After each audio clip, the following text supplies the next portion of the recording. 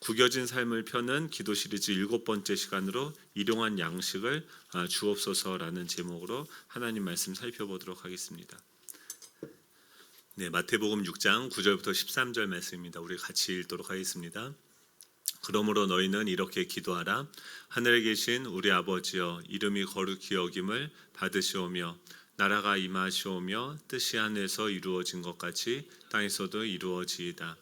오늘 우리에게 일용할 양식을 주시옵고 우리가 우리에게 죄 지은 자를 사하여 준 것 같이 우리 죄를 사하여 주시옵고 우리를 시험에 들게 하지 마시옵고 다만 악에서 구하시옵소서. 나라와 권세와 영광이 아버지께 영원히 있사옵나이다. 아멘. 제가 어렸을 때 어제도 얘기했지만 좋아했던 노래가 그 G.O.D의 길이라는 노래였어요.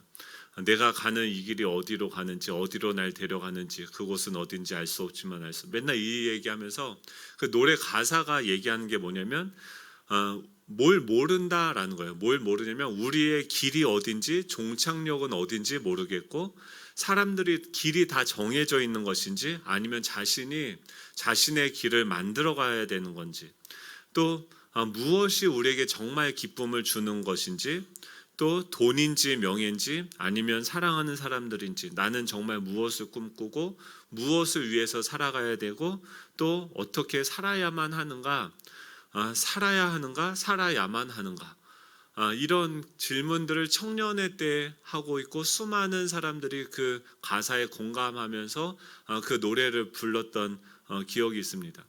그런데 그때 고민했던 것들이 있었는데 시간이 지나고 대학교를 졸업하고 결혼을 하고 이제 작년이 되면은 이런 고민을 안 합니까? 나의 아저씨라는 그 드라마 OST로 나왔던 어른이라는 곡이 있는데요. 거기에 보면은 내용이 비슷해요. 고단한 하루 끝에 떨구는 눈물. 그러니까 청년 때는 내가 어떤 길을 가야 되고 어떻게 살고 무엇을 위해서 살아야 되는지 고민을 한다고 한다면, 훨씬 더 시간이 지나서 어른이 되었을 때는 어떤 가사입니까? 고단한 하루 끝에 떨구는 눈물. 하루가 일단 고단해요. 그리고 그 하루 끝에 눈물을 떨굽니다. 난 어디를 향해 가는 걸까? 아플 만큼 아팠다 생각했는데 아직도 한참 남은 건가 봐. 이 넓은 세상에 혼자인 것처럼 아무도 내 마음을 보려 하지 않고 아무도 눈을 감아보면 내게 모이는 내 모습, 지치지 말고 잠시 멈추라고, 갤 것 같지 않던 짙은 나의 어둠은 나를 버리면 모두 갤 거라고. 이게 갤 것 같지 않던 짙은 나의 어둠은, 그러니까 하루 종일 살아가는데 누구도 내 마음이 어떤지 물어봐 주지도 않고 또 눈을 감았을 때 내 모습이 보여요. 그리고 그 어둠이, 그 눈을 감았을 때 그 어둠이 나한테 뭐라고 얘기하면 나를 버리면은 이 모든 어둠이 개질 거다. 그 말은 뭡니까? 죽고 싶다는 거죠. 그냥 이 눈을 감고 빨리 눈을 감고 끝났으면 좋겠다라고 합니다. 그리고 언제쯤 이 오랜 슬픔이 그치기나 할까? 언젠가 한 번쯤 따스한 햇살이 내릴까? 나는 내가 되고 별은 영원히 빛나고 잠들지 않는 꿈을 꾸고 있어. 그러면서 뭐라고 얘기하면, 바보 같은 나는 내가 될 수 없다는 걸 눈을 뜨고야 그것을 알게 됐다라고 이야기합니다. 어른이라는 이 고단한 현실이 있죠. 그러니까 청년 때도 고민했던 고민을 이 어른이 되어서도 그 고단한 현실 가운데서 고민하고 있는데, 변화된 것은 뭐냐면 그 청년 때는 그런 것들을 마음껏 고민을 했다고 하지만 이제는 이 어른이 되었다라는 그 삶의 무게 때문에 자신이 책임을 져야 되는 그 가정들, 또 자녀들, 가족들 때문에 그런 고민조차 할 수 없고 눈을 감아서야 비로소 뭘 깨닫냐면, 바보 같은 나는 내가 내 인생으로 살 수 없다라는 것을 이제 눈을 뜨고서야 깨닫게 됐다는 것. 결국 이 어른이 되어서 깨달은 게 뭐냐면, 나는 나로서 살아갈 수 없구나. 그런 삶을 살아가는 사람들, 어떤 날, 어떤 시간, 어떤 곳에서 나의 작은 세상은 웃어줄까 하는데요.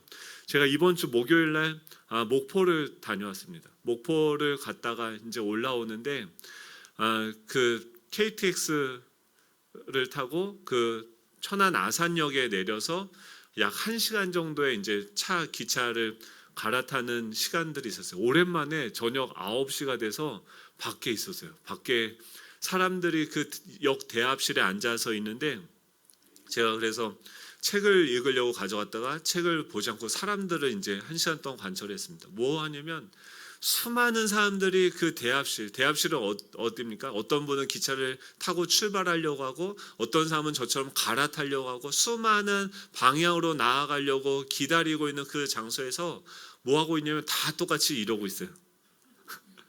진짜 100%다 한 명도 빠짐없이 제가 다 봤어요. 그래서 돌아다니면서 뒤를 보면서 각자 뭘 보나 스마트폰을 이렇게 다 들여다보니까 다 각자 제 관심사가 다르고 그것을 바라보면서 각자의 길을 찾아가고 있죠. 그런데 그걸 보면서 너무나도 속상했어요. 그러니까 그 고단한 하루의 현실을 다 마치고 나서 그들은 그 조그마한 스마트폰으로 자신의 삶을 위로받으려고 또 자신의 그 복잡한 생각을 멈추고 다시금 내일을 어떻게 또 보낼 수 있을까 이런 모든 생각들을요 이 스마트폰 안에 자신의 생각을 내어주면서 그냥 고단한 하루들을 살아가고 있다라는 거죠. 지금 이 주기도문은 어떤 상황이요? 바로 이렇게 자신의 존재를 빼앗기고 자신의 시간을 허무한 이 세상의 것들로 종된 것처럼 빼앗기며 살아가고 있는 그 백성들이 다시금 하나님 앞에 나왔을 때 다시금 예수님 앞에 나오게 된 거죠. 심령이 가난하고 애통하고 어떻게 이 세상이 이렇게 어지럽고 깨어지고 고단한가 이것을 외치던 그 사람들이 자신의 삶 가운데 예수님이라는 분이 오셨다. 나에게 메시아가 오셨다. 다시금 이 어두움 가운데 희망의 한 줄기 빛이 비추기 시작했다. 그 기쁜 소식을 듣고선 그 예수님께 나온 자들이 드릴 수 있는 기도가 무엇입니까? 바로 이 주기도문이죠. 이 주기도문은 아들의 기도예요. 이 주기도문은요 하나님의 나라의 백성의 신분을 가진 자들, 이 하나님 나라의 백성의 기도입니다.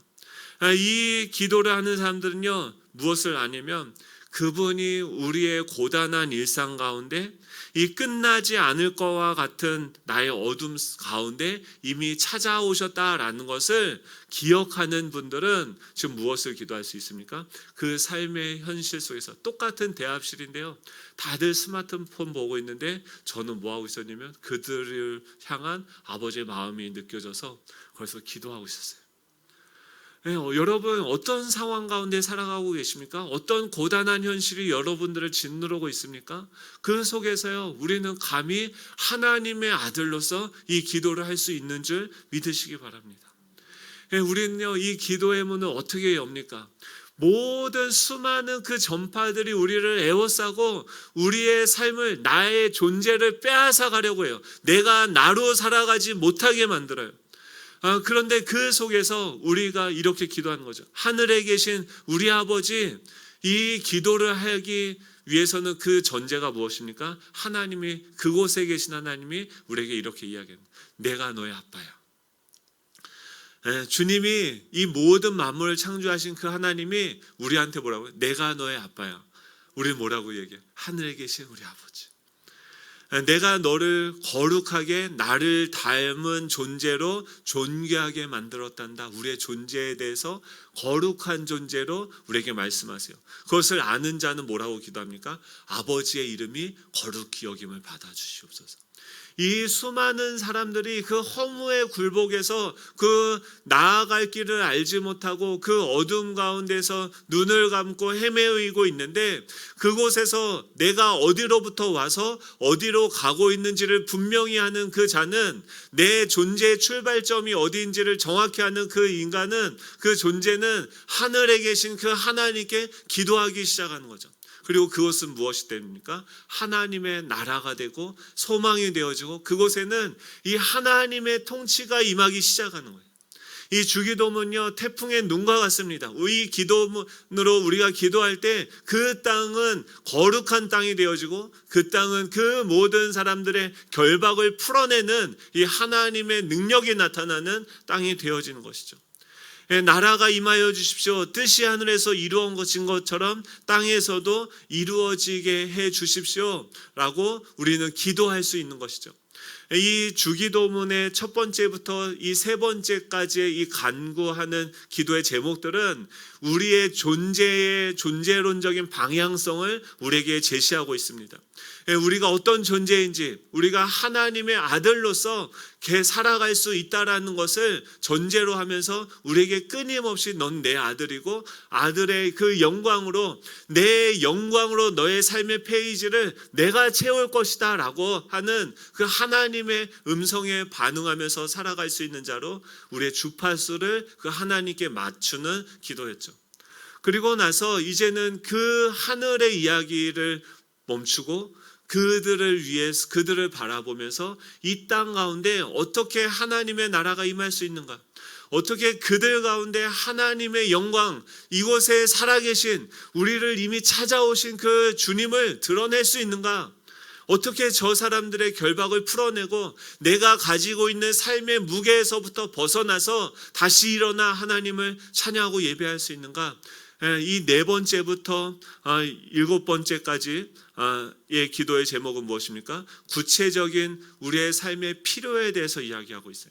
이 하나님의 이름이 거룩히 여김을 받고 하나님의 나라가 임하고 하나님의 뜻이 이 땅에 이루어지기 위해서 우리에게 필요한 것이 무엇인지에 대해서 이야기를 하고 있다라는 것이죠. 사랑하는 성도 여러분, 하나님은요 우리에게 이미 모든 것들을 다 주셨어요. 그 하늘에 속한 신령한 복은 이미 우리에게 다 주어졌습니다. 문제는 무엇이냐? 우리가 그것을 바라보지 않고 여전히 세상 사람들이 추구하는 그 방향대로 마치 소경처럼 우리는 눈을 뜨면 돼요. 잠에서 깨면 돼요. 그리스도의 능력으로 다시 일어나면 돼요. 그냥 한 발자국씩 걸어가 보십시오. 하나님의 이름을 선포해 보십시오. 하나님의 말씀대로 순종해 보십시오. 이 어둠의 권세가 우리의 털끝 하나도 건들지 못한다라는 것을 우리는 경험하게 되어질 것이에요. 하나님의 자녀로서 살아가게 되고요. 우리의 말 한마디를 통해서 하나님이 성령을 통해서 역사하시는 것들을 우리는 경험하게 되어질 것입니다. 그 일들을 하기 위해서 지금 주기도문이요, 이 현실이라는 어둠 속에서 이 주기도문이라는 안경을 쓰고 주님은 어떻게 해요? 주님의 당신의 나라를 꿈꾸게 하세요. 주기도문은요 혁명이고요, 주기도문은 돌파고요, 주기도문은 암울한 어둠 가운데 비추는 강력한 빛인 줄로 믿습니다. 저희들이요 지금 여러분들 이 코로나로 인해서 얼마나 지금 좋은 기회입니까? 여러분들이 홀로 버려진 것 같은, 아무도 내 마음을 보려 하지 않고 눈을 감아보면 캄캄한 그 현실 가운데 여러분들이 그 골방에서 주기도문을 테스트해 볼 수 있는 기회인 줄로 믿습니다. 오늘 우리가 이 말씀을 듣고 기도할 때 그곳에, 그 가정 가운데, 여러분들의 그 관계 가운데서 하나님의 통치가 임하게 될 줄로 믿습니다. 이 하나님의 나라가 우리에게 이루어지기 위해서 크게 네 가지가 필요합니다. 이제 네 번째부터 일곱 번째 기도의 제목은 우리 가운데 필요한 것이 무엇인지. 첫 번째는 일용할 양식이, 그 하나님의 뜻이 이 땅 가운데 이루어지기 위해서는 우리에게 뭐가 필요합니까? 일용할 양식. 양식이 뭡니까? 밥이 뭡니까? 힘이죠. 에너지예요. 하나님을 구하고 하나님의 뜻을 알고 그분께 나아가서 그분 뜻대로 이 땅에 살아가기 위해선 이 땅의 어둠의 힘을 능가할 수 있는 에너지가 있어야 돼요. 또 두 번째는 뭐냐면 죄를 용서하는 능력, 그 화해할 수 있는 그 능력이 필요합니다. 세 번째는 이 시험에 들지 않기 위한 그 분별력과 이 방어력이 필요하고요. 네 번째는 이 악에서 건져주는 이 구원의 능력이 우리에게 필요합니다. 그 중에서 오늘 우리가 살펴볼 내용은 일용할 양식을 주옵소서, 밥에 대한 이야기를 해보려고 합니다. 여러분 아침 드셨습니까? 네. 뭐 드셨어요? 네. 무슨 밥을 드십니까? 보통 집에서 먹는 거는 그냥 집밥이죠. 네. 저는 저걸 좋아해요. 치킨을 좋아해요. 뿌링클을 요새 먹었는데 신세계예요. 아무리 뿌링클을 좋아하고 빅맥을 좋아해도 그것은 특식이죠. 그거를 매일 아침, 점심, 저녁으로 먹으라고 하면은 먹을 수 있는 사람이 아무도 없죠. 맛있는 음식은 그래요. 지금 이 하나님의 나라의 백성으로 살기 위해서 우리에게 필요한 것은 무엇이냐면 힘이에요. 에너지고 양식입니다. 힘이 필요합니다. 힘을 얻기 위해서 가장 먼저 해야 되는 것이 무엇일까요? 밥을 먹어야 돼요. 할렐루야. 밥을 먹어야 돼요. 그런데 밥을 안 먹는 분은 없을 거예요. 그런데 밥을 먹는 하나님이 우리를 구원하시고 나서 가장 먼저 하시는 게 뭐냐면 우리의 양식을 바꿔주세요. 우리의 식단을 바꾸십니다. 출애굽기 16장에 보면 이스라엘 백성들 구원하셔서 홍해를 나오게 됩니다. 그리고 나서 구원을 받고 나면 가장 먼저 뭐가 기다립니까? 수르 광야가 기다려요. 거기서부터 뭐가 지금 이 세상에서 아예 세상적으로 살 때는 잘 몰랐는데 아예 세상에 푹 빠져 있었기 때문에, 그런데 그것을 벗어나면 가장 먼저 뭐가 떨어지게 됩니까? 물이 떨어지게 돼요. 광야로 가게 되고 물이 떨어지게 되고 또 그 물을 공급받으면은 쓴물인 마라를 지나서 엘림을 지나서 신광야로 가게 되는데, 그때까지가 구원받고 하나님께서 먼저 경험하게 하시는 게 뭐냐면 목마름과 배고픔, 즉 우리 안에 결핍을 굶주림을 경험하게 하신다라는 거예요. 그런데 예전에 세상에 있을 때는 이 배고픈 감각이 없었어요. 그냥 세상이 시키는 대로 세상이 주는 것들을 마시고 먹으면서 그것대로 그것이 주는 힘으로 그냥 살아갔죠. 그런데 이 구원을 받고 나서 우리는 처음으로 결핍을 경험하게 되어지면서 새로운 우리 안의 욕구를 경험하게 되어집니다. 그리고 그곳에서 무엇을 경험하냐면 하나님께서 하늘로부터 주시는 그 양식을 먹게 되어져요. 즉 우리가 먹는 밥이 바뀐다라는 거예요. 그때가 언제냐면은 이 애굽에서 출애굽기 16장 1절에 보면 그곳이 어디냐면 엘림과 그 시내산 사이, 이제 처음으로 목마름이라는 것을 갈급함이라는 경험했던 그 엘림과 이 시내산 그 사이에 있는 신광야에서 그들은 그 목마름을 배고픔을 경험하게 되어집니다. 그때가 언제냐면 애굽에서 나온 지 둘째 달 15일로 한 달 정도 된 시간이에요. 그러니까 뭐가 떨어집니까? 애굽에서 쌓아온 모든 양식들이 다 떨어지게 되어지는 거예요. 그리고 나서 그 광야에서 그 이스라엘 백성들은 뭐 하게 됩니까? 먹을 게 다 떨어지면 어떻게 될까요? 거기서 모세와 아론을 원망하게 돼요. 그러면서 원망하는 근거로 뭘 되냐면 자신들이 애굽 땅에서 고기가마 곁에 앉아 있었다라고 얘기해요. 자신들이 구원받기 전에는 세상에서 내가 좋아하는 거 다 먹고 잘 살았는데 고기가마 곁에 앉아 있었던 때와 떡을 배불리 먹던 때에 여호와의 손에 그냥 죽었으면 좋았을 것을 너희가 이 광야로 우리를 인도해 내어서 이 온 회중이 줄여 죽게 만드는도다 라고 하면서 그의 입술을 통해서 뭐가 나오냐면 원망과 그 불평이 나오게 되어집니다. 즉 지금까지 그들을 지탱하고 지금까지 그 광야를 걷게 했던 그 힘은 어디서부터 오는 양식을 먹은 것이었습니까? 애굽에서 쌓은, 즉 종으로서 먹던 그 종밥을 먹게 된 거죠. 노예밥을 먹게 된 거죠. 그냥 세상이 시키는 대로 살아갈 수밖에 없는 그런 양식을 먹게 되어진 거죠. 근데 그 땅에서 주는 그 음식, 이 생각의 근거는 이 애굽에 있고, 그들은 계속 뭐라고 얘기하냐면 그 애굽에서 고기를 먹고 떡을 먹고 죽었으면 좋았을 것이고, 지금 이 광야에서도 뭐예요? 우리가 줄여서 죽을 것이다 라고 얘기하면서 결론은 뭐냐면 거기서나 여기서나 죽을 것 같다는 거예요. 세상이 주는 양식의 특징이 무엇이냐면 죽음이에요. 그 생각의 양식의 뿌리가 어디 있냐면 제한적이고, 이 땅에서 나는 것들은요 유통기간이 있어요. 얼마 정도 먹고 나면 썩거나 없어지게 되어지고 그것으로는 우리가 이 땅에서 살아가는 이 세상이 주는 그 힘을 돌파할 수 있는 그 에너지를 발휘할 수 없다라는 것이죠. 이 밥을 주는 공급자가 다르죠. 이 땅에서 주는 그 세상에서 노동의 대가로 살아감으로써 우리가 받게 되어지는 그 음식이 아니라 예수님은 이제 무엇을 주게 됩니까? 십자가에 부활하시고 나셔서 그 제자들에게 찾아오셔서 밥을 차려주세요. 그냥 그 반찬은요 별 볼 일 없어요. 그냥 특별한 내용이 아니에요. 그냥 떡과 물고기를 나누어 주세요. 그런데 그것을 공급하시는 분이 바뀌었어요. 무엇이냐면 전에는 내가 공급을 했었는데 이제는 누가 공급하게 됩니까? 우리를 찾아오신 그 예수님. 근데 그분은 어떤 분이세요?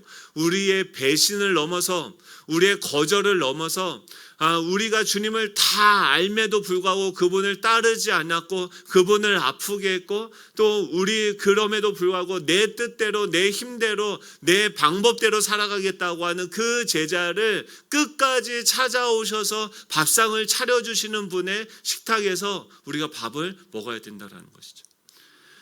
사랑하는 성도분, 여러분 날마다 무엇을 먹고 계십니까? 이 밥이요 바뀌어야 돼요.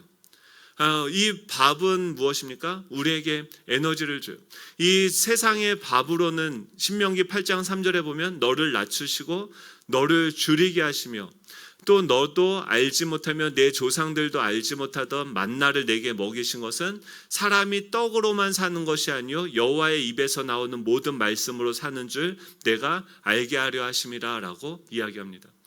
세상이 주는 양식은요 우리의 육을 채울 수는 있어요. 그런데 지금 한번 생각해 보십시오. 그 역의 대합실에 앉아있는 그들이 지금 이 길과 어른이라는 그 노래를 들으면서 눈물을 흘리는 그분들이 굶었습니까? 밥이 없어서 못 먹습니까? 지금 우리가 사는 이 시대는 최저임금이 되어져 있고 누구나 다 나라에서 공급해 주는 것들이 너무나도 많아요. 쌀을 그냥 줘요. 근데 굶어 죽지는 않게 해줘요. 근데 우리가 그냥 내 육신의 이 배만 불어서는 살 수가 없다라는 것을 성경은 이미 정확하게 이야기하고 있는 거죠. 그 말은 뭐냐면 단순히 우리가 먹고 사는 문제가 아니라 이 하나님으로부터 나오는 모든 말씀으로 사는 줄 너희가 알게 하기 위해서 그 광야에서 굶주림을 경험하게 했다라는 거죠. 그 말은 뭐냐면 하나님께서 내 살은 너희들의 양식이고 내 피는 너희들의 음료라고 하면서 주시는 그분의 양식 안에서 우리는 아버지가 차려주는 그 밥상 안에서 우리가 경험해야 되고 누려야 되는 무언가가 있다는 것이죠. 그것이 무엇입니까? 우리의 정체성이고 우리의 존재라는 거예요. 수많은 그 사람들, 지금 그 베드로가 얼마나 그를 둘러싼 그 환경으로부터 오는 그 두려움들은 얼마나 큽니까? 이 예수님을 배신한 것으로부터 온 그 죄책감은 얼마나 큽니까? 근데 예수님이 주시는 그 양식은 여전히 그분의 눈빛은 여전히 사랑하는 내 제자고 내 친구로 우리를 바라보시는 거죠. 그리고 그곳에서 양식을 주시는 그 주님의 그 밥 숟갈에는 무엇이 담겨 있습니까? 우리를 향한 용서와 하나님의 아들로서 우리를 대우하는 그 존재됨의 그 존귀함들이 그 밥상 가운데 담겨져 있는 것이죠. 이 주님이 주시는 밥은 어떻게 주어지게 됩니까? 이 만나는요 하루에 출애굽기 16장 6절부터 7절에 보면 저녁이 되면 너희가 모세와 아론이 온 이스라엘 자손에게 이르되 저녁이 되면 너희가 여호와께서 너희를 애굽 땅에서 인도하여 내셨음을 알 것이요 아침에는 너희가 여호와의 영광을 보리라라고 이야기합니다. 저녁이 되고 아침이 되는 것이 이스라엘 백성들에게는 하루의 시작이죠. 저녁이 되었을 때 그들은 무엇을 하게 됩니까? 저녁이 되었을 때 하루의 모든 일과를 다 마치고 우리는 어떻게 돼요? 후회하게 되죠. 왜 매일 저녁마다 저녁이 오고 잠을 자게 됩니까? 우리의 저녁에 죽음을 생각을 해보셨습니까? 우리가 죽을 때 어떻게 죽을까요? 매일 우리는 그걸 연습하고 있어요. 잠을 자는 게 뭡니까? 왜 잠을 못 잡니까? 잠을 못 자는 건 죽음이 두려운 거예요. 왜 잠을 잡니까? 잠을 어떻게 잡니까?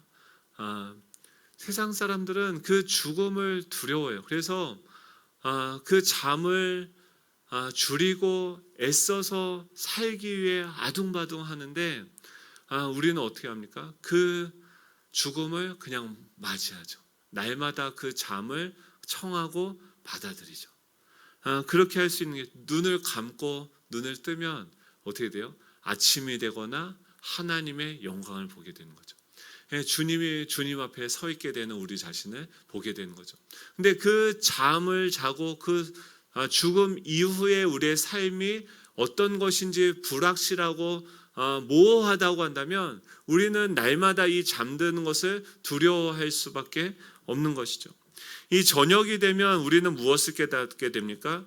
너희가 여호와께서 너희를 애굽 땅에서 인도하여 내셨음을 알게 할 것이다. 저녁이 되면 주님이 우리에게 무엇을 알게 하시냐면 하나님께서 우리를 구원하셨다라는 것을 깨닫게 하신다는 거예요. 날마다 이 아버지께서 주시는 그 밥상을 먹으면 그것을 통해서 우리는 뭘 깨닫게 됩니까? 우리가 그 세상에서 구원받은 백성이다라는 것을 알게 되어지는 거예요. 그 수많은 사람들이 있는, 여러분들이 있는 그 삶의 처소에서 우리는 이렇게 생각해요. 이 회사에, 새로운 직장에 잘 적응하기 위해서는 이 사람들에게 잘 맞추고 무언가를 하고 내 능력을 더 키우고 더 열심히 잘 살아야 된다라고 생각하는데, 주님이 주는 양식을 먹으면 주님은 무엇을 생각하게 하십니까? 내가 너를 이미 구속하였고 내 자녀로 삼았고 지금 내가 너와 함께하고 있다. 내가 너의 삶을 주관하고 있다는 것을 먼저 생각하게 하신다는 거예요. 그리고 그 죽음과 같은 그 현실, 그 잠을 그냥 받아들일 수 있게 되어지는데 아침이 되어져요. 태양이 떠올라요. 그리고 무엇이 주어집니까? 아버지의 영광을 보게 되어지는 거예요.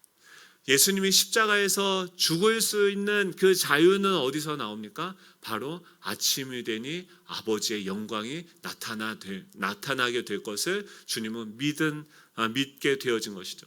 즉, 이 밥을 먹는다라는 것은 무엇입니까? 이 세상에서 주는 그 양식은 잠깐 있다 썩어 없어지는 썩을 양식이라고 한다면, 아버지께서 주시는 그 양식은 먹고 죽는다 할지라도 다시 살아나는, 영원히 살 수 있는 에너지를 주는 그 양식이다라는 거예요. 그것이 무엇입니까? 바로 예수 그리스도신 거죠. 그분은 날마다 밥으로서 우리 가운데 존재하고 있어요. 이 광야에서 우리가 무엇을 해야 됩니까? 예수 그리스도로부터, 하늘로부터 오는 그 양식을 많이 먹어야 돼요. 계속 먹어야 돼요. 자라가야 돼요. 성장해야 돼요. 그리고 언제 이 광야의 삶이 그치게 됩니까? 이 가나안 땅을 봤을 때 그것이 이 세상이 나를 잡아먹을 것 같고 그 두렵게 할 것 같고 우리는 저들에게 밥이다라고 생각하던 그 사람들이 저 땅을 보면서, 이 직장을 보면서, 우리의 삶의 모든 영역을 보면서 여호와께서 우리와 함께하고 계시니 저들이 우리의 밥이다라고 생각할 때까지 우리를 자라게 하신다라는 거예요. 주님은요, 그 하나님이 우리와 함께하고 계셨기 때문에 세상을 두려워하지 않으셨어요. 이 세상을 다스리고 정복하고 그들 가운데 유유히 어깨를 펴고 당당하게 걸어 다닐 수 있으셨음을 믿으시기 바랍니다. 하나님의 아들로서 아버지의 밥상에서 차려지는 그 식탁을 날마다 우리는 먹어야 되는 것이죠. 우리가 기억해야 되는 것은요, 밥을 먹는다고 우리가 사는 세상이 변화되어지지는 않습니다. 이 제자들이요, 이 사도들을 포함한 신자도 억울한 일을 당하죠. 신자들이 옥에 갇히기도 하죠. 고문을 당하기도 하고 굶주리기도 합니다. 그러면 그들의 삶은 인간적으로 기본적인 삶을 누리지 못하는데, 하나님이, 부활하신 주님이 우리와 함께하고 계시는데 왜 그런 고난과 어려움과 박탈과 이 고통을 경험하게 내버려 두십니까? 그것은요, 지금 우리가 살아가는 이 땅이 전쟁터이기 때문에 그래요.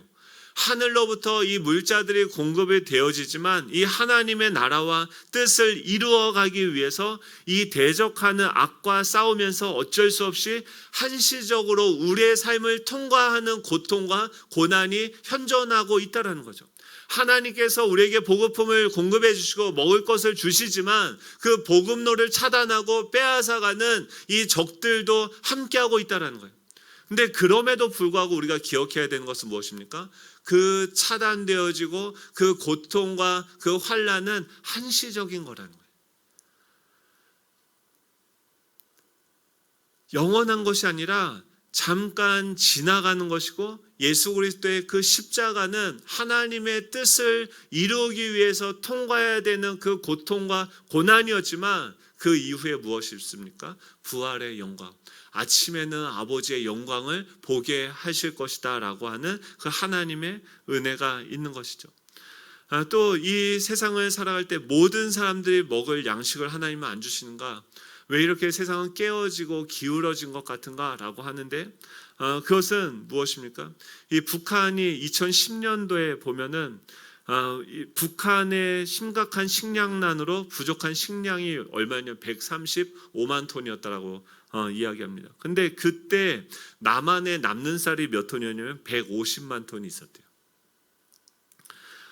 지구가 충분한 양을 생산하지 않는 것이 아니라, 하나님이 양식을 공급하지 않는 것이 아니라 우리 안에 있는 이 죄악과 이 탐욕이 또 그 모든 것들의 나눔을, 이 모든 것들이 흘러가게 하는 그 모든 맥들을 끊고 있다는 거죠. 이 유럽에서는요, 수확한 곡물의 57%가 가축의 사료로 사용이 되어진다라고 얘기해요. 소 1kg의 소고기 1kg의 고기를 먹기 위해서는 9kg의 사료가 필요한데 그 중에서 6kg가 이 곡물이 들어간다라고 얘기해요. 그러니까 우리가 소 1kg을 먹기 위해서 6kg의 쌀을 부어서 그 고기와 바꾸게 되어지는 거죠.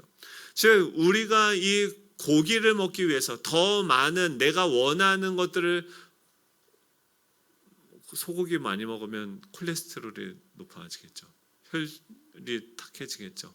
건강이 안 좋아지겠죠. 근데 굳이 그것을 찾아서 먹느라고 우리 주변에 있는 사람들의 가난과 연약함들을 우리는 외면한다라는 거예요. 이 하늘로부터 오는 양식은요, 그 모든 불균형과 이 결핍과 이 깨어짐들을 뛰어넘을 수 있고 올바르게 볼 수 있게 하는 그 양식이다라는 거죠. 예수님을 먹으면 예수님이 가셨던 그 낮은 곳으로, 남을 섬기는 자리로 나아갈 수 있는 그 힘과 에너지가 주어진다라는 거예요. 소고기도 먹어야죠. 그런데 그거보다 예수님의 몸을, 양식을 우리는 먹어야 돼요. 밥이 먼저 바뀌어야 돼요. 두 번째는 무엇이냐면 일용할 양식을 먹어야 된다고 합니다. 먹어야 됩니다. 일용할 양식이라는 것은 무엇이냐면 무엇을 전제로 하고 있습니까? 하나님의 우리가 자녀다라는 것을 신뢰하는 거예요. 자녀는요, 종들은 그냥 날마다 어떻게 먹고 살아야 되는지를 고민하는데 자녀는 어떻습니까? 그냥 오늘 양식을 먹는 거예요. 우리 또 이 나그네이기 때문에 양식이 많을수록 어떻게 됩니까? 무거워서 움직이지 못하죠. 이 광야에서 하나님께서 일용할 양식을 주신 이유는 무엇입니까? 그날 내가 너의 생활을 책임지고 먹이고 입힐 것이니까 나를 바라보고 나를 신뢰하라라고 하는 것이죠. 이 밥은요, 매일 먹어야 돼요. 안 먹으면은 힘이 없어집니다. 밥을 안 먹으면요, 죽습니다. 밥을 안 먹으면 이거는 선택의 문제가 아니라 필수인 거죠. 날마다 이 예수님을 알아가야 되는 거죠. 예수님으로부터 오는 그 양식을 먹어야 되는 거죠. 이 육적인 양식도 먹어야 되고 영적인 양식도 먹어야 되는 거죠. 이 밥을 안 먹으면 힘이 없고, 이 구원이 아니라 이 세상에게 사로잡히고 지게 되고 배가 고프니까 아무거나 먹게 되어지는 거예요. 그래서 우리가 날마다 이 큐티를 하지 않습니까? 큐티를 할 때, 지금 이 예배를 드릴 때도 여러분 어떤 마음으로 이 예배에 나오십니까?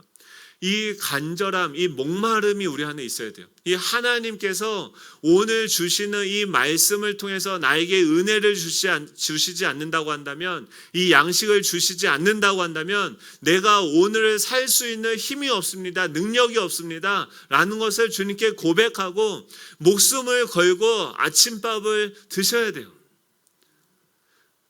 여러분들에게 주시는, 제가 저도 이 큐티를 시작한 지 몇 년이 되지 않았습니다. 그런데 이 말씀을 날마다 묵상하고 곱씹으면서 하나님을 더 알아가고 하루 종일 두려움이 없어요. 그냥 어려움이 왜 안 오겠습니까? 왜 지치지 않겠습니까? 그런데 그때마다 오늘 그 말씀을 기억하고 되새김질을 할 때 거기서부터 주어지는 영양분들이 있고 힘이 있고 에너지가 있는 거예요. 내가 지쳤는데 다시 살아나게 되어지는 거예요. 이 지친 사람을 만나는데 그 사람에게 이 양식을 나누어 주니까 어떻게 됩니까? 그 사람이 살아나게 되어져요. 주님께서 우리에게 구할 때 이 오늘날 우리에게 일용할 양식을 주옵소서라고 구하라라고 이야기합니다.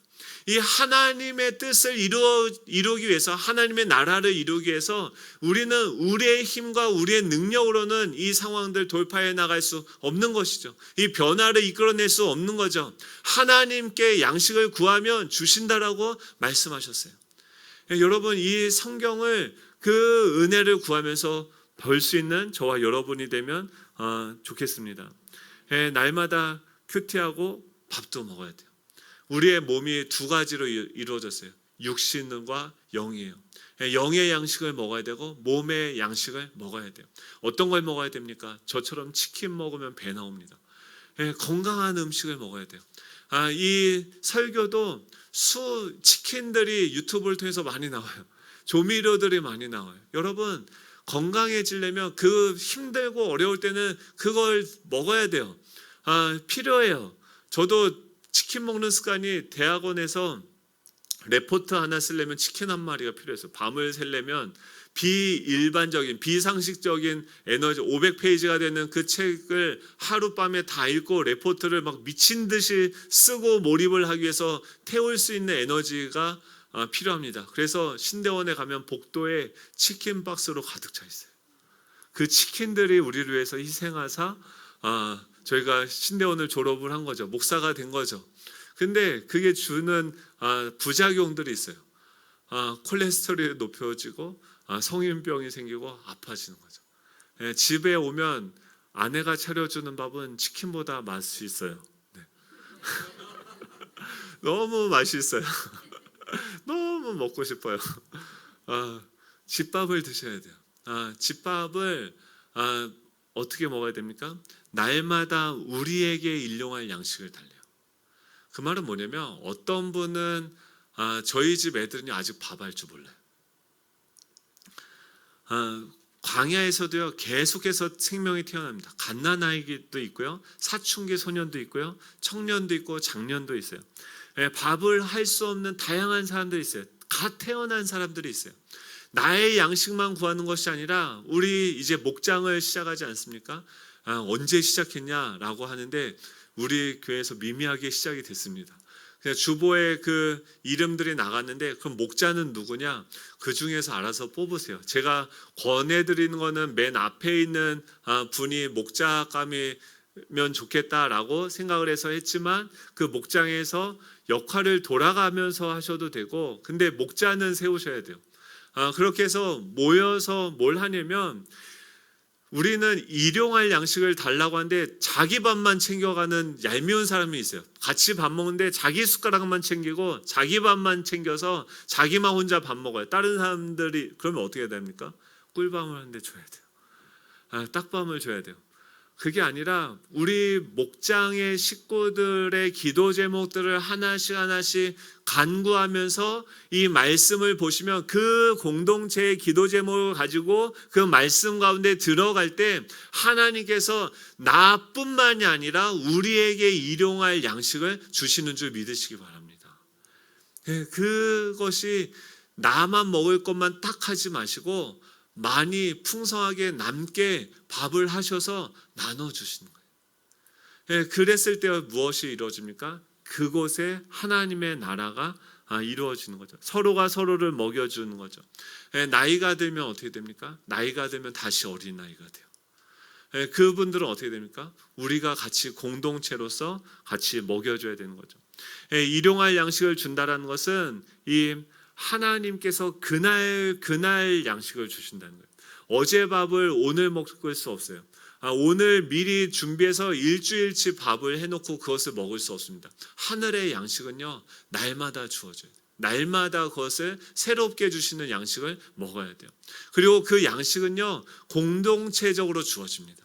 나 혼자만을 위해서 주는 게 아니라 우리 공동체를 위해서 주는 것이죠. 그래서 그 공동체에게 이 말씀을 나누고 같이 먹게 되어지는 거예요. 어린아이를 살리고 또 어르신들을 먹여 살리는, 우리가 서로를 책임지는 공동체가 되어지는 줄로 믿습니다. 이번 한 주간 숙제가 있어요.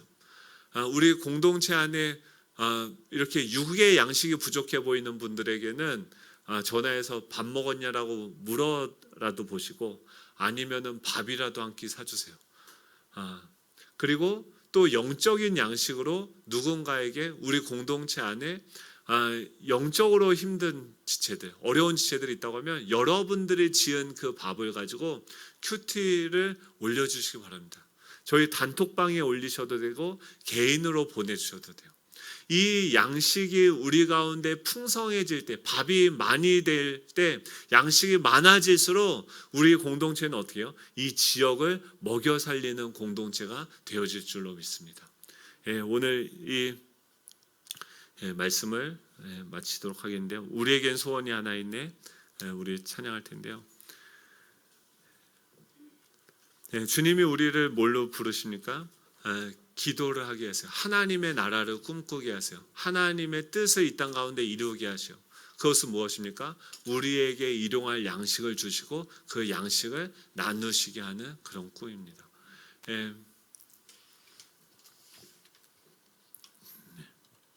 우리 다 같이 일어나셔서 우리에겐 소원이 있네. 우리 찬양하고 기도하고 마치겠습니다.